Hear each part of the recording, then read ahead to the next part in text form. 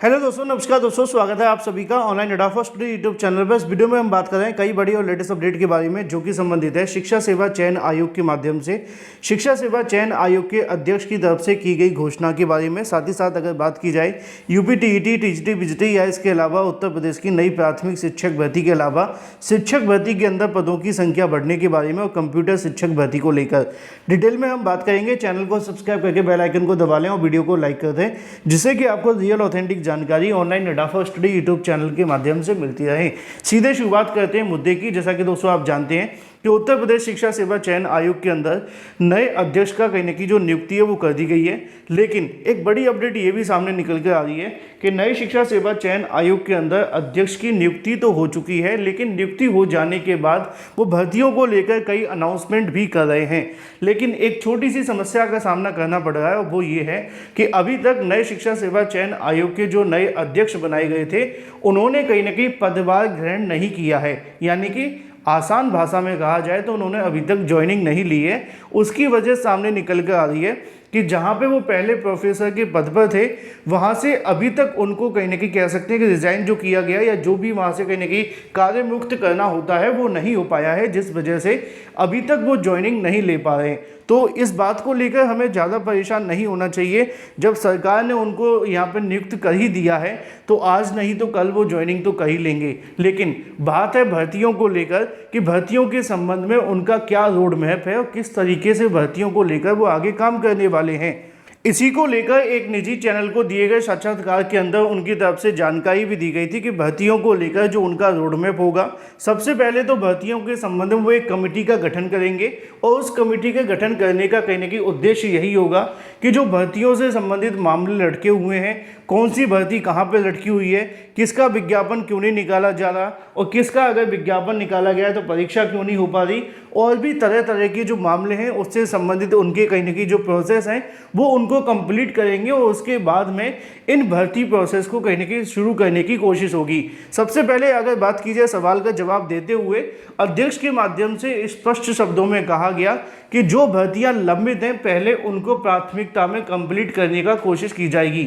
यानी कि in short अगर कहा जाए तो यहाँ पे उनके माध्यम से कहा जा रहा है आप सभी की यूपी की टीजीटी बीजीटी भर्ती को लेकर, क्योंकि काफ़ी लंबे समय से इसकी जो परीक्षा है वो लंबित है और अभी तक ये परीक्षा नहीं हो पा रही है। और इसके बारे में अध्यक्ष के माध्यम से दी गई जानकारी के मुताबिक उनका कहना यह है कि सबसे पहले इन परीक्षाओं का ही आयोजन किया जाएगा, चाहे वो असिस्टेंट प्रोफेसर की भर्ती क्यों ना हो या टीजीटी बीजीटी की परीक्षा हो।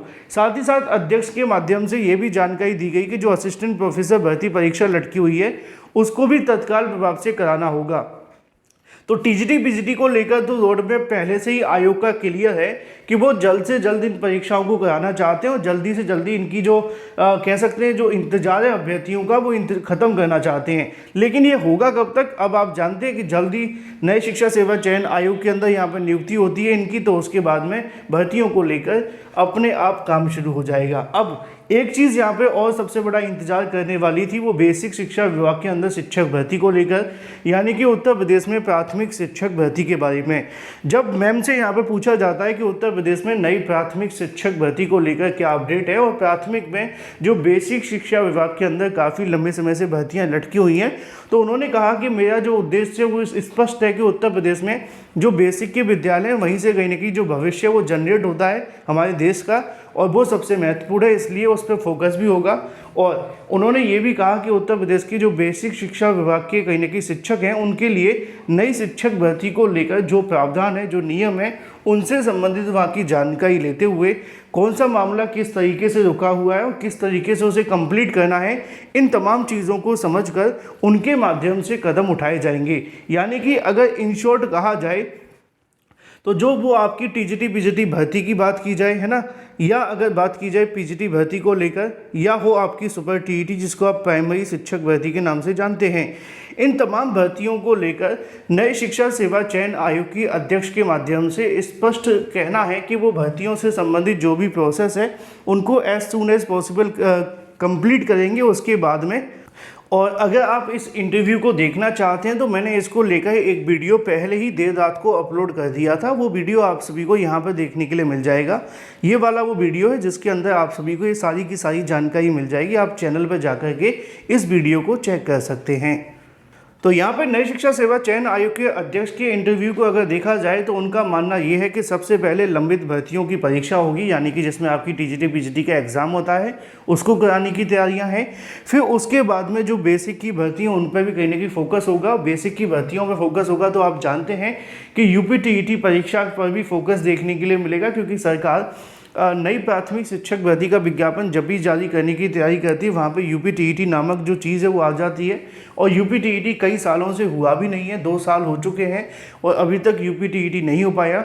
वैसे तो जो एनसीटीई की गाइडलाइन है उसके मुताबिक उनका मानना ये है कि जो आपका यूपी-टीईटी या सीटेट है उसको साल में 2 बार हो जाना चाहिए, लेकिन यहाँ पर 2 साल में 1 बार भी नहीं हो पाता। ठीक है, तो फिलहाल उसके बाद में यूपी-टीईटी को लेकर भी जो प्रोसेस है वो शुरू हो जाएगा, यानी कि यूपी-टीईटी के विज्ञापन के बारे में।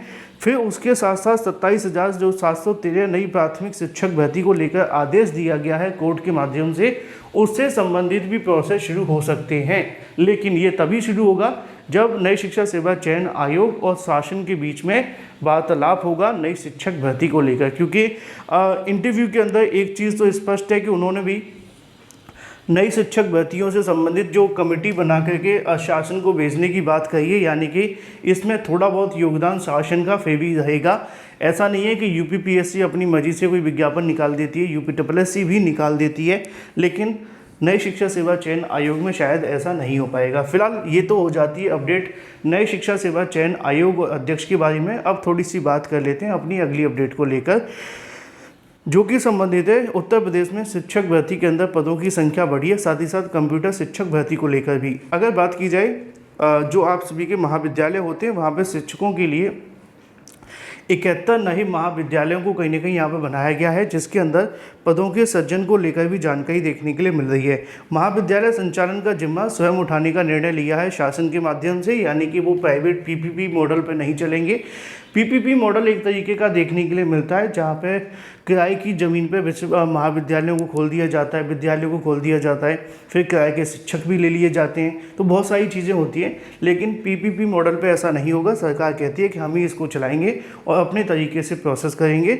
और इसको 27 अगस्त को भेजे गए पत्र के माध्यम से 71 राजकीय महाविद्यालयों में पद सृजन का प्रस्ताव मांगा गया है, यानी कि रिक्त पदों को लेकर भी जानकारी आप सभी को मिलने जा रही है।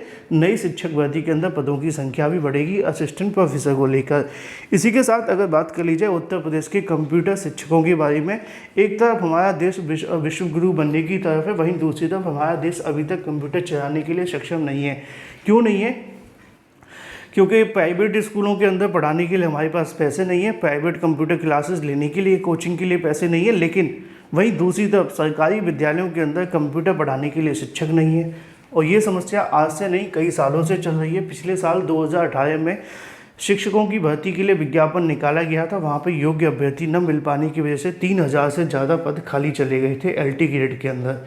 अब एक बार फिर से 4000 से ज़्यादा स्कूलों में कंप्यूटर है, लेकिन पढ़ाने के लिए शिक्षक नहीं है। ये समस्या बहुत बड़ी है और ये छोटी सी समस्या है। चाहे तो सरकार आज ही विज्ञापन जारी करके इन अभ्यर्थियों को नियुक्ति दे दे। उपचुनाव की एक सीट खाली होती है, 4 दिनों के अंदर भर देते हैं ये लोग। शिक्षक भर्ती के नाम पर सांप सूंघ जाता है। Thank you for watching this video.